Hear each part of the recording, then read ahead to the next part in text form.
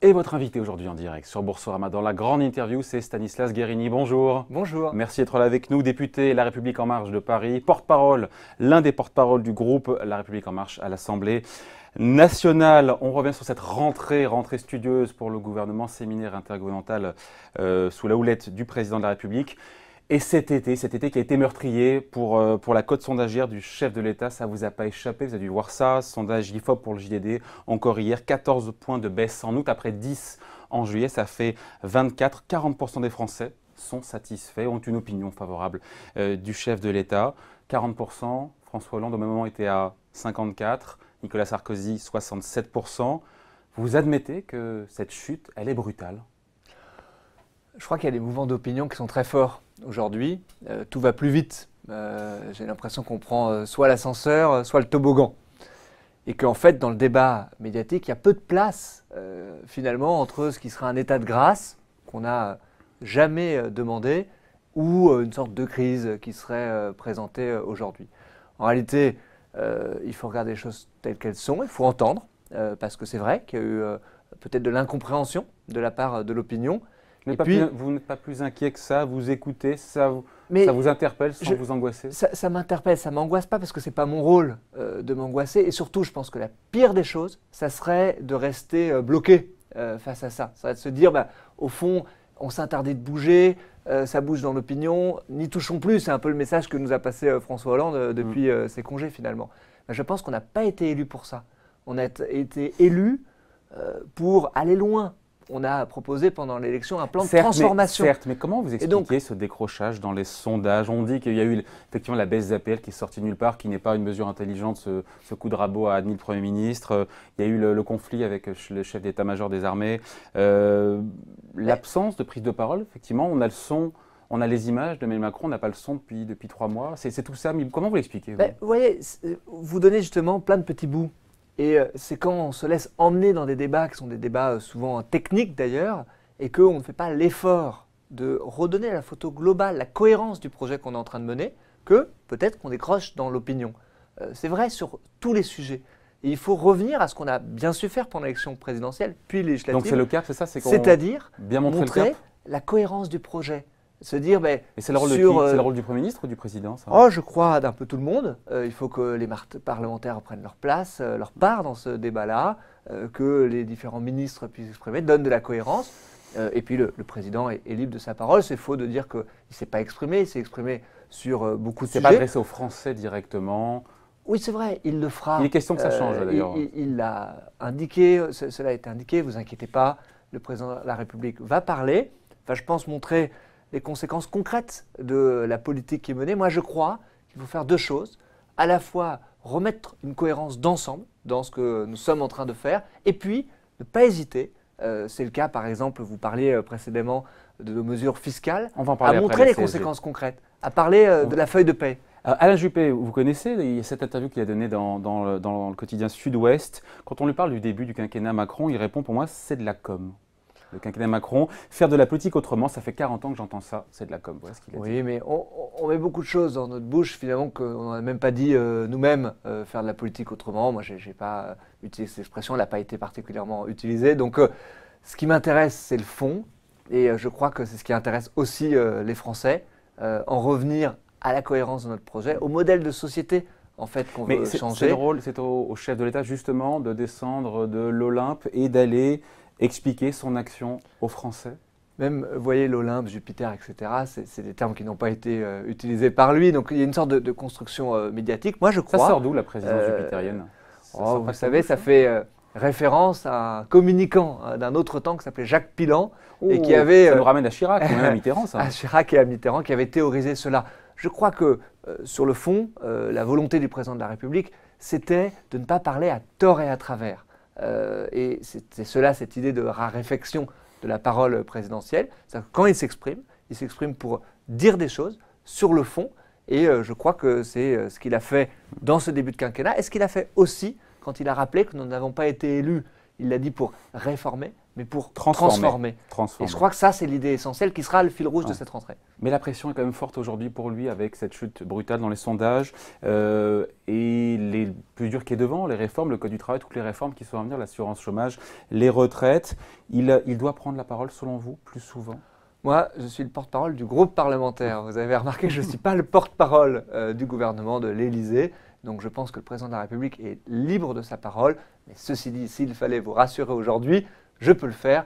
Je suis certain que le président de la République s'exprimera et s'exprimera directement aux Français. Ouais, donc, on parle d'une à deux fois par mois, c'est pas une fois par mois ou deux fois par mois. Je ne sais pas, je ne sais donc pas le commenter. Mais la rentrée, en tout cas, la rentrée, il ne faut pas avoir d'inquiétude là-dessus. La rentrée s'annonce comme difficile pour le chef de l'État. Encore une fois, il y a la réforme du Code du travail qui rentre dans sa dernière ligne droite.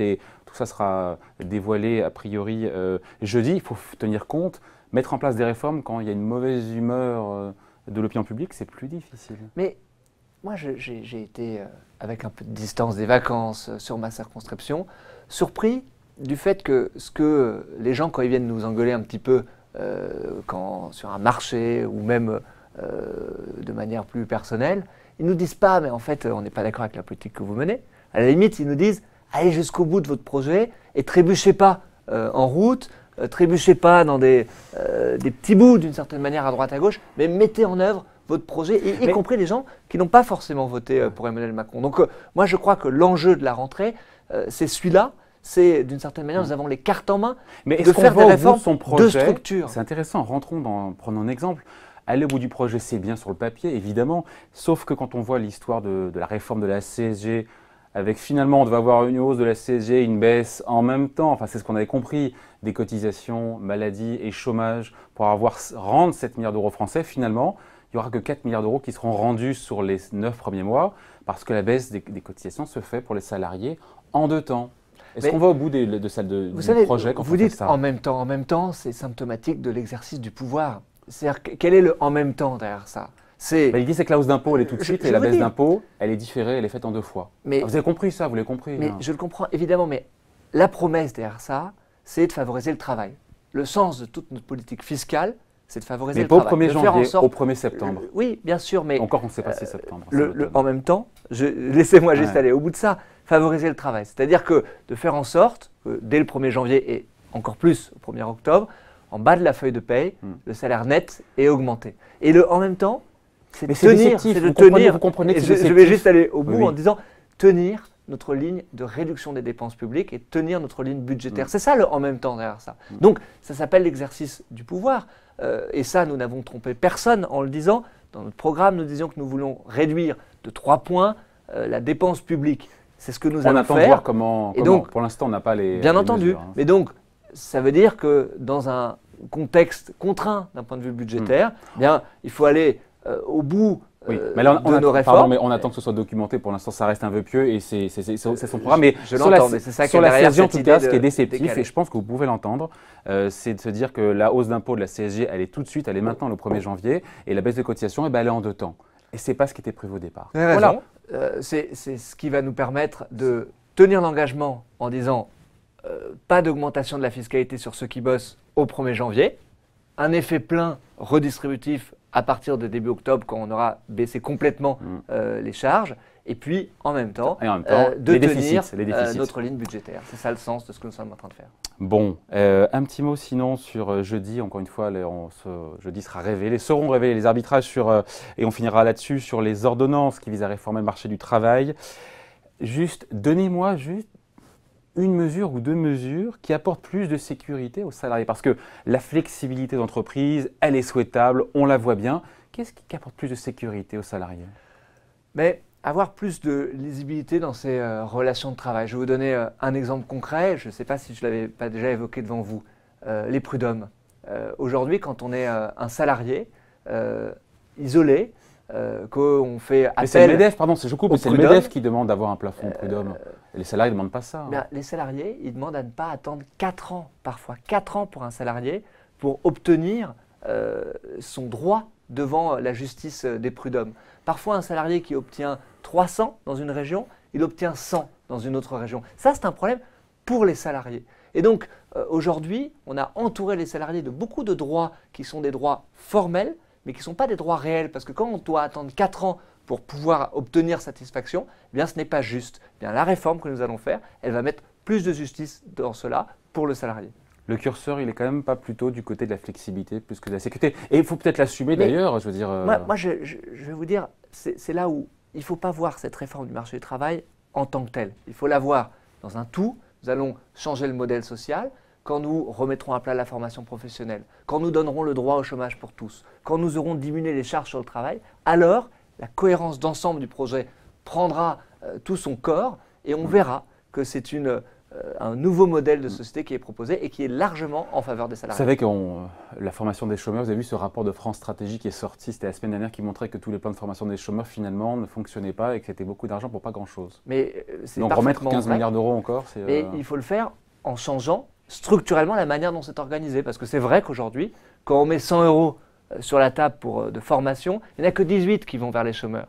Ce qui est vrai aussi, c'est qu'on n'est pas capable de dire aujourd'hui quels sont les critères de retour à l'emploi d'une formation. C'est ça que nous allons changer. Et donc ce n'est pas que remettre l'argent dans le système, mais c'est aussi changer structurellement la manière dont on organise la formation professionnelle. Bon, et sinon, et on finit là-dessus, Stanislas Guerini, que répondez-vous à ceux qui craignent, notamment Philippe Martinez, il l'a redit hier, leader de la CGT, que la loi travail va entraîner de la casse sociale. Qu'est-ce que vous lui répondez? Je crois que la casse sociale est déjà là, c'est ça? À l'image de Marie Pénicaud, c'est tout le contraire de ce qu'on va faire. Je crois que quand j'entends Philippe Martinez ou d'autres parler du marché du travail, oui, c'est vrai. Je pense à des oppositions politiques dans l'hémicycle que moi je vois quotidiennement. On a l'impression que tout va bien aujourd'hui dans le marché du travail, que ce n'est pas aujourd'hui que les choses sont injustes. Bien, c'est à ça qu'on veut s'attaquer. On veut remettre au fond de la confiance, là où il y a beaucoup de défiance dans la société française, particulièrement sur l'organisation du marché du travail, c'est-à-dire faire confiance aux entreprises et aux salariés pour trouver des solutions. Parce que je n'ai pas encore bien compris justement d'ailleurs à ce propos-là, ce qui sera vraiment négocié dans l'entreprise par rapport aux branches. On sent que les branches auront toujours la main. Oui. Donc à croire que les syndicats ont été entendus d'ailleurs. Oui, tout à fait, c'est ce que j'allais vous dire, c'est-à-dire que les arbitrages définitifs seront rendus entre ce qu'il y aura dans la branche et ce qu'il y aura dans l'entreprise, mais pour beaucoup de sujets, il faut entendre que c'est parfois sain que la branche puisse décider des choses pour pas que… Qu'est-ce qui va se négocier en entreprise? Beaucoup de choses, par exemple l'organisation du temps de travail, l'organisation du travail. Bon, il y a des choses là-dessus, je ne veux pas préempter ce qui sera annoncé dans les ordonnances jeudi prochain, mais il faut regarder de manière très fine ce qui a du sens d'être discuté pour une entreprise en disant là, c'est à vous de trouver la bonne solution. Et puis, parfois dans la branche, pour être prudent, pour pas que pour une entreprise donnée… Oui, mais je vais vous donner une raison précise, c'est qu'on ne puisse pas se dire tiens, moi je suis une petite entreprise, ben regarde la petite entreprise d'à côté, elle a fait ce changement-là et donc d'une certaine manière, on est obligé d'y passer. C'est pour ça que c'est sain dans un secteur donné que la branche parfois puisse avoir la main et que pour le plus grand nombre de sujets possibles dans lesquels il n'y ait pas cette conséquence négative, on puisse donner la main aux salariés et aux chefs d'entreprise pour prendre la bonne décision. Bon, les réponses jeudi, on aura les arbitrages donc sur ces ordonnances, sur la réforme de la loi travail. Merci à vous Stanislas Guerini, député de La République En Marche, porte-parole du groupe La République En Marche à l'Assemblée nationale. Merci d'avoir été là avec nous pour la première émission de la saison. Merci à vous. Merci à vous.